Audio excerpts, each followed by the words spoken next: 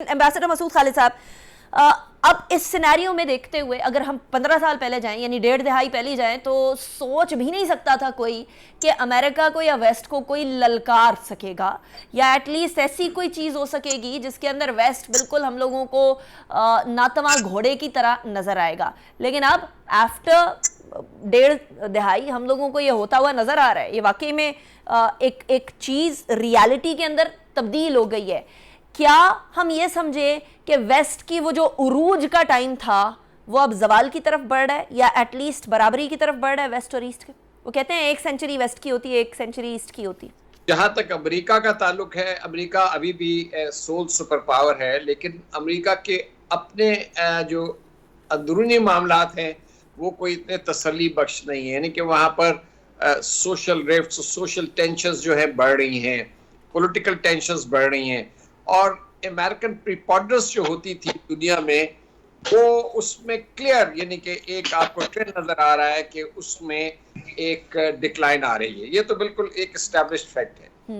Europe जो है, Europe देखिए ब्रेक्सिट के बाद वैसी एक वहां पर एक टूट फूट हुई है और अब जो ये रशिया के ऊपर इनकी डिपेंडेंस है एनर्जी के लिए, अब ये तो नहीं हो सकता कि रातों रात जो है यूरोप की डिपेंडेंस रशिया के ऊपर खत्म हो जाए और वहां पर सोलर पावर प्लांट्स जो है वो 2 महीने के अंदर चलने शुरू हो जाए या न्यूक्लियर पावर प्लांट शुरू हो जाए। आप देखिए ना, Germany is going back to the coal for generation of electricity. मतलब मैं कहना ये चाह रहा हूँ कि यूरोप के ऊपर बड़ा प्रेशर आएगा और अमेरिका इस काबिल नहीं होगा कि यूरोप की भी जिस तरीके से वो मदद करना चाह रहा है अपने स्ट्रेटेजिक इंटरेस्ट के लिए वो कर सके। तो वेस्ट जो है, वेस्टर्न कैंप इस वक्त एक डिसअरे में है डेफिनेटली। और दूसरा ये कि प्रेशर बढ़ रहा है। चीन तो एक बड़ी ताकत के तौर पर इमर्ज हो रहा है, बल्कि मैं समझता हूँ कि इस वक्त शायद लार्जेस्ट इकोनॉमी होगी। लेकिन जो चीन और रूस का इस वक्त देखिए, रूस और चीन के हिस्टोरिकली बड़े डिफरेंसेस थे और उनकी प्रॉब्लम्स थी, लेकिन ये जो नई सिचुएशन डेवलप हो रही है इसमें चीन और रूस जो हैं एक दूसरे के बहुत नजदीक आ गए क्योंकि उनको ये पता है कि अमेरिका जो है वो उनके मुफादात को नुकसान पहुंचाना चाह रहा है। तो आप ये देखेंगे कि एक अलायंस डेवलप हो रहा है। हमें अपना देखना है, हम इस रीजन में हम अपने आप को इस रीजन से डिवोर्स नहीं कर सकते, अलहदा नहीं कर सकते। यहाँ क्या हो रहा है, यहाँ चीन और रूस का जो आपस में एक सिर्फ कोalition बन रही है विद लाइक माइंडेड कंट्रीज, वो इम्पोर्टेंट है पाकिस्तान के लिए।